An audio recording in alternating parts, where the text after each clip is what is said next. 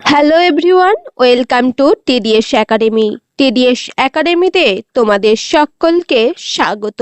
চলো তোমাদের জন্য আবারও একটি মক টেস্ট নিয়ে চলে আসলাম, যেখান থেকে তোমরা নানা রকম কম্পিটিটিভ পরীক্ষার জন্য তৈরি হতে পারবে। তাহলে চলো বেশি না বকে ভিডিওটা স্টার্ট করা যাক। চলো দেখে নেই। কোয়েশ্চেন নাম্বার 1, কাকে ঐতিহ্যবাহী আধুনিকতাবাদী বলা হয়? Option A Swami Vivekananda, option B Rabindranath Tagore, option C Ishwarchandra Vidyasagar, option D Raja Rammohan Roy. সঠিক আনসার হবে অপশন সি ঈশ্বরচন্দ্র বিদ্যাসাগর। ঈশ্বরচন্দ্র বিদ্যাসাগরকে ঐতিহ্যবাহী আধুনিকতাবাদ বলা হয়েছে। ডিটেলসটা দেখে নিই। ঈশ্বরচন্দ্র বিদ্যাসাগর পশ্চিম মেদিনীপুর জেলার বীরসিংহ গ্রামে জন্মগ্রহণ করেছিলেন।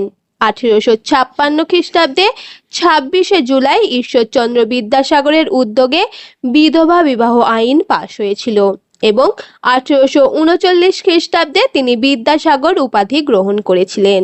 তাহলে কত সালে ঈশ্বরচন্দ্র বিদ্যাসাগর বিদ্যাসাগর উপাধি গ্রহণ করেছিলেন? 1839 খ্রিস্টাব্দে। এছাড়াও বিদ্যাসাগর নারী শিক্ষার জন্য 1849 খ্রিস্টাব্দে জন এলিয়ট ড্রিঙ্ক ওয়াটার বেথুনের সাহায্যে বেথুনে হিন্দু বালিকা বিদ্যালয় প্রতিষ্ঠা করেছিলেন। চলো পরের কোয়েশ্চেনটা দেখে নেই। মাউন্টব্যাটেন কাকে একাই এক সীমান্ত বাহিনী বলে উল্লেখ করেছিলেন? Option A Mahatma Gandhi, option B Subhas Chandra Bose, option C Jawaharlal Nehru, option D Dadabhai Naoroji. সঠিক answer option A Mahatma Gandhi. Mountbatten Mahatma গান্ধীকে একাই এক সীমান্ত বাহিনী বলে আখ্যা করেছিলেন। চলো এখান থেকে তোমাদের ডিটেলসটা দেখে নেই। মাউন্টব্যাটেন ছিলেন ভারতের শেষ ভাইসরয় এবং স্বাধীন ভারতের প্রথম গভর্নর জেনারেল। এছাড়াও সত্যাগ্রহ আন্দোলনের প্রতিষ্ঠা করেছিলেন মহাত্মা গান্ধী। নেতাজি সুভাষচন্দ্র বসু এই মহাত্মা গান্ধীকে জাতির জনক উপাধি দিয়েছিলেন। এছাড়াও রবীন্দ্রনাথ ঠাকুর গান্ধীজিকে মহাত্মা উপাধিটি দিয়েছিলেন।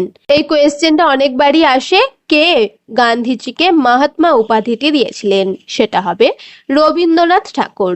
চলো পরের কোয়েশ্চেনটা দেখে নেই। কার রাজত্বকালে আদিনা মসজিদ নির্মাণ করা হয়েছিল?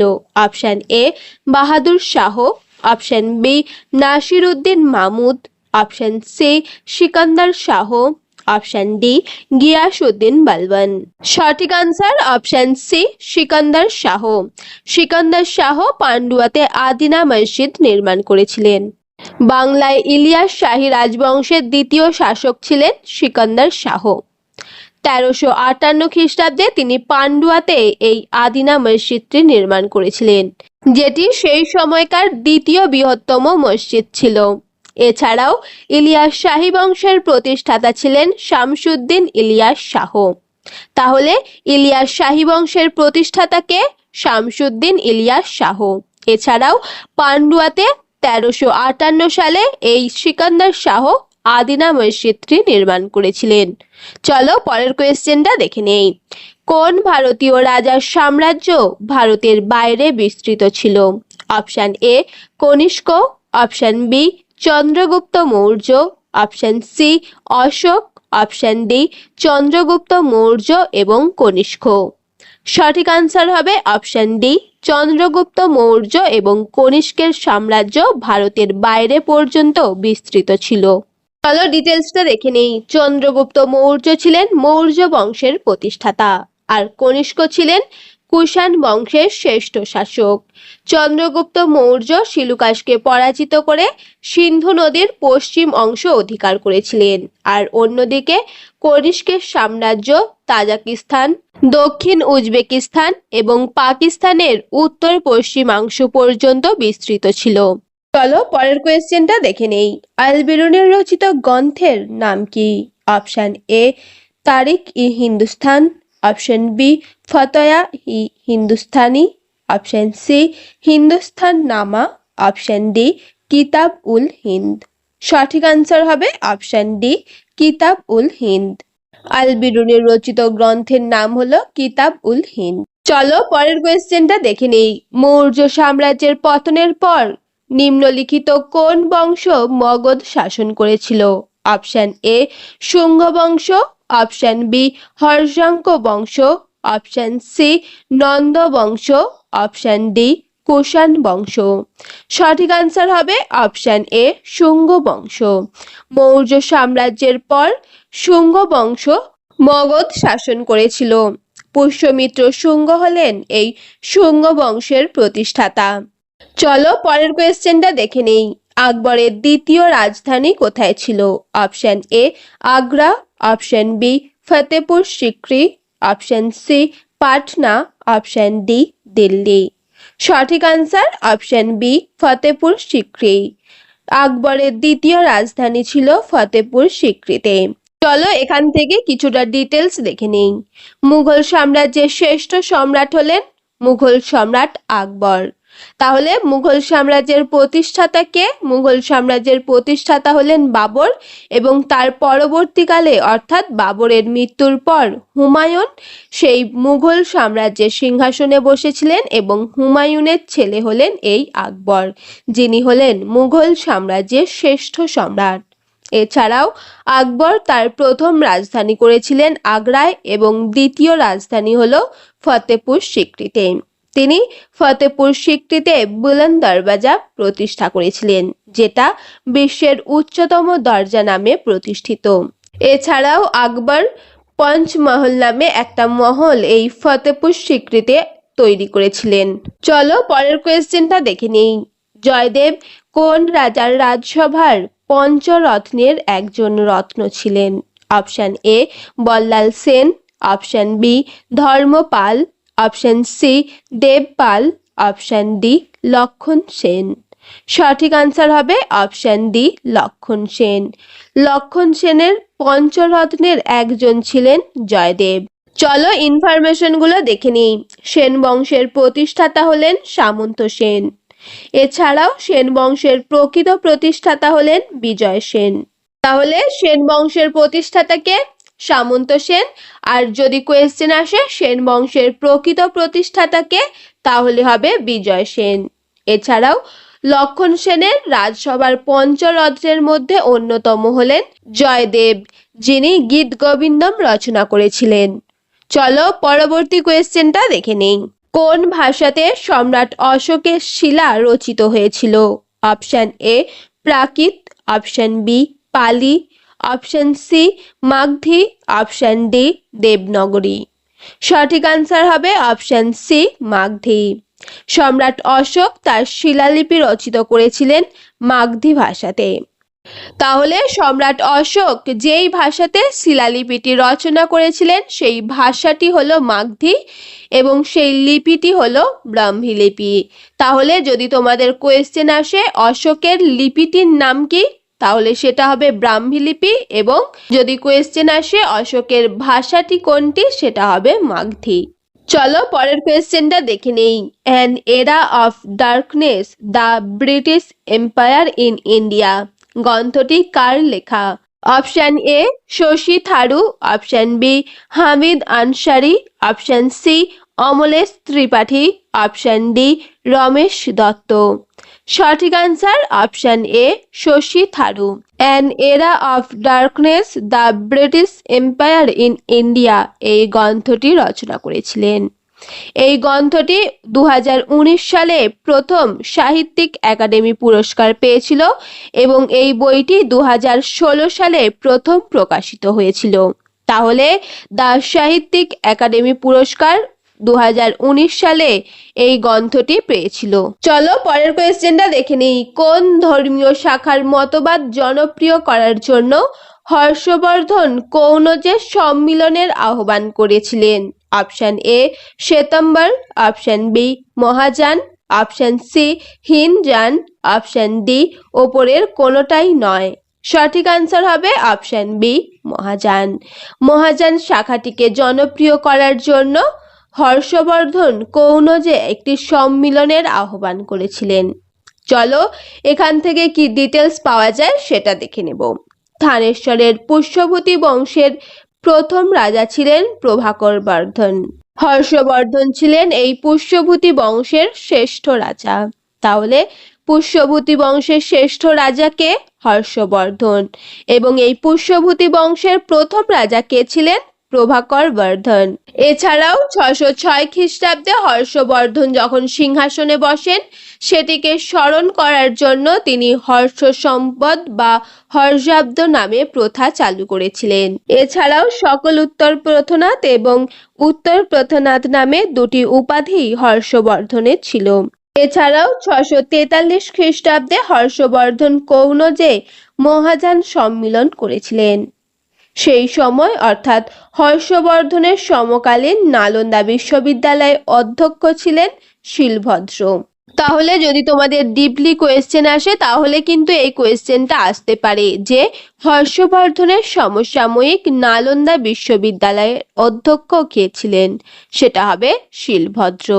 এছাড়াও হর্ষবর্ধনের সমসাময়িক বাংলার রাজা হলেন শশাঙ্ক এবং শশাঙ্কের সভাকবি ছিলেন বাণভট্ট, যার লেখা গ্রন্থ হলো হর্ষচরিত এবং কাদম্বরী। তাহলে হর্ষচরিত এবং কাদম্বরী কার লেখা? বাণভট্টের, যিনি ছিলেন হর্ষবর্ধনের সভাকবি। এছাড়াও হর্ষবর্ধনের রাজত্বকালে চীনা পর্যটক ইউয়েন সান এসেছিলেন। ইউয়েন সানের রচিত গ্রন্থ হলো সি ইউকি। এই কোয়েশ্চেনটাও অনেকবার আসে। সি ইউকি কার লেখা এবং হিউয়েন সাং কার রাজত্বকালে ভারতে এসেছিলেন? চলো পরের কোয়েশ্চেনটা দেখে নেই। স্বাধীনতার সময় ভারতের জাতীয় কংগ্রেসের সভাপতি কে ছিলেন? Option A J B. Kripalani, option B Abul Kalam Azad, option C Chakravarti Raja Gopalachari, option D Jawaharlal Nehru. সঠিক আনসার হবে অপশন এ জে.বি. কৃপালিনী। স্বাধীনতার সময় ভারতের জাতীয় কংগ্রেসের সভাপতি ছিলেন জে.বি. কৃপালিনী। জে.বি. কৃপালিনী সভাপতি থাকাকালীন আবুল হাসান এবং শরৎ বসুর সংযুক্ত বাংলা প্রস্তাবটি প্রত্যাখ্যান করেছিলেন এবং বাংলা ও পাঞ্জাব বিভাজনে তিনি সাড়া দিয়েছিলেন। চলো পরের কোয়েশ্চেনটা দেখে নেই। ভারতীয় জাতীয় বাহিনীর প্রতিষ্ঠাতা অধিনায়ক কে ছিলেন? Option A Netaji Subhas Chandra Bose, option B Rash Behari Bose, option C captain Mohan Singh, option D ওপরের কেউই নন। সঠিক answer option C captain Mohan Singh. ভারতীয় জাতীয় বাহিনীর প্রতিষ্ঠাতা অধিনায়ক ছিলেন ক্যাপ্টেন মোহন সিং। চলো ডিটেলসটা দেখে নেই। ক্যাপ্টেন মোহন সিং ছিলেন ইন্ডিয়ান ন্যাশনাল আর্মির প্রতিষ্ঠাতা। এছাড়াও দক্ষিণ পূর্ব এশিয়াতে দ্বিতীয় বিশ্বযুদ্ধের সময় মোহন সিং এই বাহিনীটি তৈরি করেছিলেন। কোন বাহিনীটি? ইন্ডিয়ান ন্যাশনাল আর্মি প্রতিষ্ঠা করেছিলেন দ্বিতীয় বিশ্বযুদ্ধের সময়কালে। চলো পরের কোয়েশ্চেনটা দেখে নেই। দিল্লির কোন সুলতান আধুনা কাগজের নোটের মতো টুকেন মুদ্রার প্রচলন করেছিলেন? Option A Mohammad bin Tughlaq, option B Ghiyasuddin Tughlaq, option C Firoz Shah Tughlaq, option D এদের কেউই নয়। সঠিক আনসার হবে অপশন এ মোহাম্মদ বিন তুগলক। মোহাম্মদ বিন তুগলক আধুনা কাগজের মতো টুকেন মুদ্রার প্রচলন করেছিলেন। চলো এর ডিটেলসটা দেখে নিই। গিয়াসউদ্দিন তুগলক ছিলেন তুগলক সাম্রাজ্যের প্রতিষ্ঠাতা। তাহলে তুগলক বংশের প্রতিষ্ঠাতা কে ছিলেন? গিয়াসউদ্দিন তুগলক। মোহাম্মদ বিন তুগলককে পাগলা রাজা বলা হতো। তাহলে পাগলা রাজা কাকে বলা হতো? মোহাম্মদ বিন তুগলককে। তিনি দিল্লি থেকে দেবগিরিতে তার রাজধানী স্থানান্তর করেছিলেন।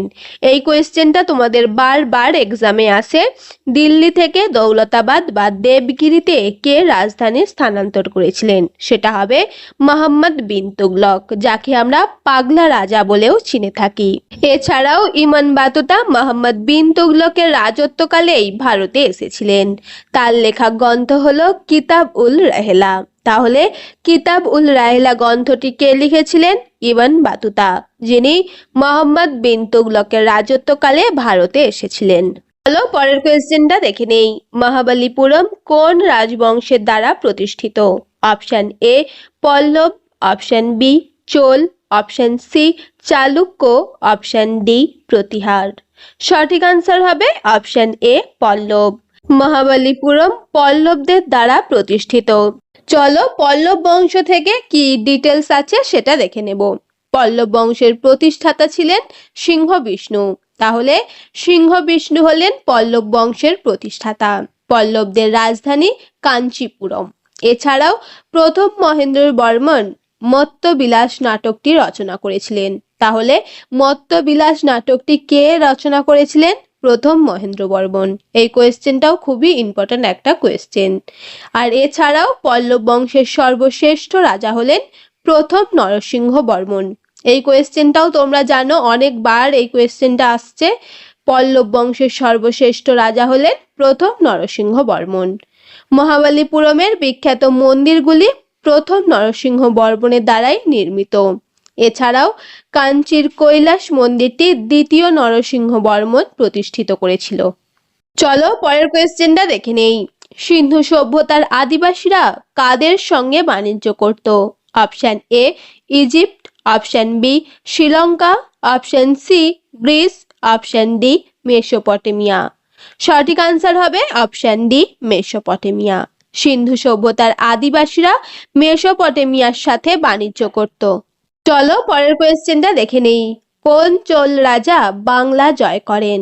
Option A Rajaraja, option B প্রথম Rajendra, option C Kalikal, option D Vijayalaya.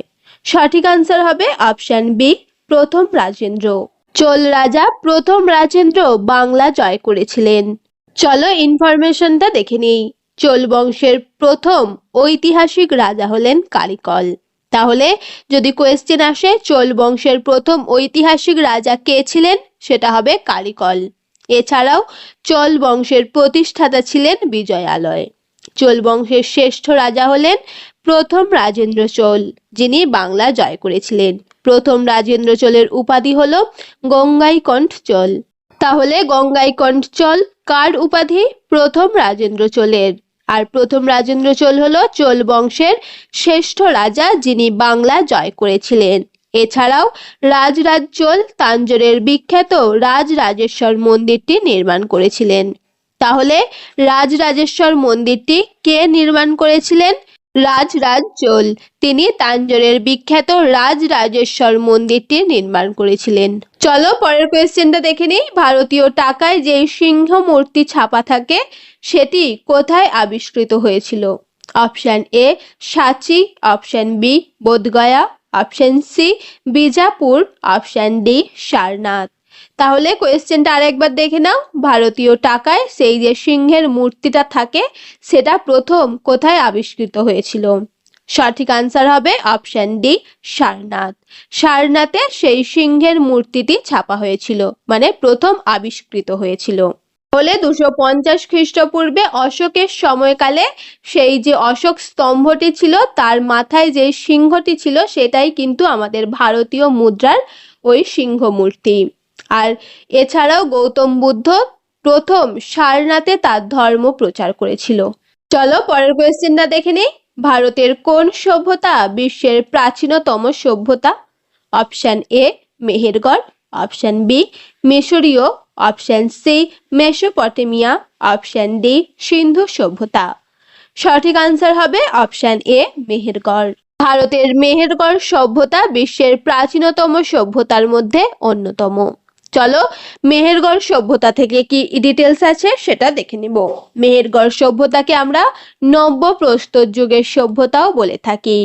এই সভ্যতা আবিষ্কার করেছিলেন ফ্রান্সোয়া জারিজ এবং রিচার্ড মিডো। 1974 সালে এটি আবিষ্কৃত হয়েছিল এই দুজন বিজ্ঞানীর দ্বারা। এই মেহেরগড় সভ্যতার ধ্বংসাবশেষ প্রথম সায়েন্টিফিক আমেরিকান পত্রিকায় প্রকাশিত হয়েছিল। তাহলে কোন পত্রিকায় মেহেরগড় সভ্যতার ধ্বংসাবশেষ প্রথম প্রকাশিত হয়েছিল? Scientific America. এছাড়াও মেহেরগড় সভ্যতার কতগুলি কেন্দ্র ছিল, মানে কতগুলি উল্লেখযোগ্য কেন্দ্র হলো মেহেরগড়, কিল গুল মোহাম্মদ, কোট ডিজি, এইগুলি ছিল মেহেরগড়ের উল্লেখযোগ্য কেন্দ্র। চলো পরবর্তী কোয়েশ্চেনটা দেখে নেই। কখন মানুষ খাদ্য সংগ্রাহক থেকে খাদ্য উৎপাদকে পরিণত হন? অপশন এ প্রাচীন প্রস্তর যুগ, অপশন বি মধ্য প্রস্তর যুগ, অপশন সি নব্য প্রস্তর যুগ, অপশন ডি তাম্রপ্রস্তর যুগ। সঠিক আনসার হবে অপশন সি নব্যপ্রস্তর যুগ। মানুষ নব্যপ্রস্তর যুগে খাদ্য সংগ্রাহক থেকে খাদ্য উৎপাদকে পরিণত হয়েছিলেন। চলো পরের কোয়েশ্চেনটা দেখে নেই। উত্তর ভারতের 3 প্রধান বংশধারাকে শেষ করেছিল ব্রিটিশরা কোন যুদ্ধের দ্বারা? অপশন এ চুঁচুড়ার যুদ্ধ, অপশন বি পলাশির যুদ্ধ, অপশন সি বক্সার যুদ্ধ, অপশন ডি পানিপথের যুদ্ধ। কোয়েশ্চেনটা আরেকবার দেখে নাও। উত্তর ভারতের 3টি প্রধান বংশধারাকে শেষ করেছিল ব্রিটিশরা কোন যুদ্ধের মাধ্যমে? সঠিক আনসার হবে অপশন সি বক্সার যুদ্ধ। বক্সার যুদ্ধের মধ্য দিয়ে ব্রিটিশরা প্রধান 3টি বংশকে শেষ করেছিল। তাহলে 1764 খ্রিস্টাব্দে দ্বিতীয় শাহ আলম, মীর কাসিম, শাহ সুজা এবং ইংরেজদের মধ্যে এই বক্সার যুদ্ধ হয়েছিল, যার মধ্য দিয়ে অযোধ্যা, দিল্লি এবং বাংলা এই 3টি প্রধান রাজবংশকে ব্রিটিশরা বক্সার যুদ্ধের মধ্য দিয়ে সমাপ্তি ঘটিয়েছিল। চলো পরের কোয়েশ্চেনটা দেখে নেই। 1828 সালে কোন সংগঠনটি রূপান্তরিত হয়ে ব্রহ্ম সমাজ হয়েছিল? অপশন এ আত্মীয় সভা, অপশন বি আর্য সভা, অপশন সি হৃদয় সভা, অপশন ডি প্রার্থনা সভা। সঠিক আনসার হবে অপশন এ আত্মীয় সভা। 1828 সালে আত্মীয় সভাটি রূপান্তরিত হয়েছিল ব্রহ্ম সভাতে। চলো এর ডিটেলসটা একটুখানি দেখে নিই।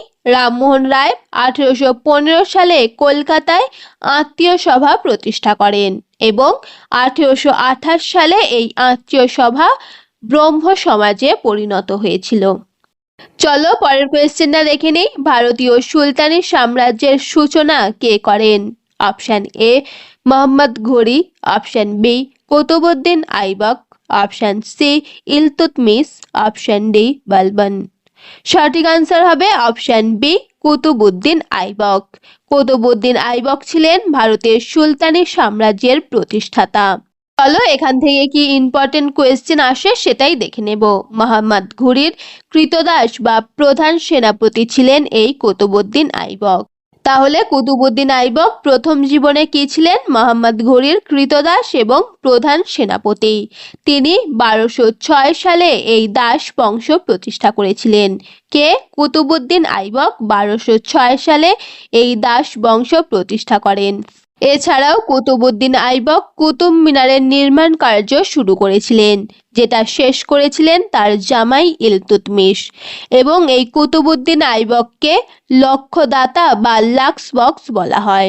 এই কোয়েশ্চেনটাও প্রায় তোমাদের এক্সামে আসে যে লক্ষ্যদাতা বা লাক্স বক্স কাকে বলা হয়, সেটা হবে কুতুবউদ্দিন আইবক। তিনি দাসবংশ 1206 সালে প্রতিষ্ঠা করেছিলেন। চলো পরের কোয়েশ্চেনটা দেখে নিই। কোন সালে মহাত্মা গান্ধী দক্ষিণ আফ্রিকা থেকে ভারতে ফিরে এসেছিলেন? অপশন এ 1910 খ্রিস্টাব্দ, অপশন বি 1919 খ্রিস্টাব্দ, অপশন সি 1921 খ্রিস্টাব্দ, অপশন ডি 1915 খ্রিস্টাব্দ। সঠিক আনসার হবে অপশন ডি 1915 খ্রিস্টাব্দ। 1915 খ্রিস্টাব্দে মহাত্মা গান্ধী দক্ষিণ আফ্রিকা থেকে ভারতে ফিরে এসেছিলেন। চলো এখান থেকে কিছু ইনফরমেশন জেনে নিই। মহাত্মা গান্ধী প্রায় 21 বছর দক্ষিণ আফ্রিকায় কাটিয়েছিলেন। তাহলে যদি কোয়েশ্চেন আসে মহাত্মা গান্ধী কত বছর দক্ষিণ আফ্রিকায় ছিলেন, সেটা হবে 21 বছর। 1915 সালের 9ই জানুয়ারি তিনি ভারতে পৌঁছেছিলেন। সেই দিনটিকে স্মরণ করার জন্যই ভারতের ওই তারিখে প্রবাসী ভারতীয় দিবস হিসাবে পালিত হয়েছিল। তাহলে প্রবাসী ভারতীয় দিবস কত সালে পালিত হয়েছিল এবং কত তারিখ? 1915 খ্রিস্টাব্দে 9ই জানুয়ারি এই প্রবাসী দিবস প্রথম পালিত হয়েছিল। বছর অর্থাৎ 2023-এ ইন্দোরে এই প্রবাসী ভারতীয় দিবস পালিত হয়েছে। চলো আজকের ভিডিও শেষ কোয়েশ্চেন। মিলিন্দ পানহর কি? অপশন এ জৈন গ্রন্থ, অপশন বি বৌদ্ধ গ্রন্থ, অপশন সি শিখ গ্রন্থ, অপশন ডি কোনোটাই নয়। সঠিক আনসার হবে অপশন বি বৌদ্ধ গ্রন্থ। মিলিন্দ পানহর বৌদ্ধ ধর্মগ্রন্থ। তাহলে আজকের মতো ভিডিওটা এখানেই শেষ করলাম। যদি আমার ভিডিও তোমাদের ভালো লেগে থাকে অবশ্যই লাইক, কমেন্ট এন্ড শেয়ার করো। আর আজকের হোমওয়ার্কটা অবশ্যই কমেন্টে আনসার করো।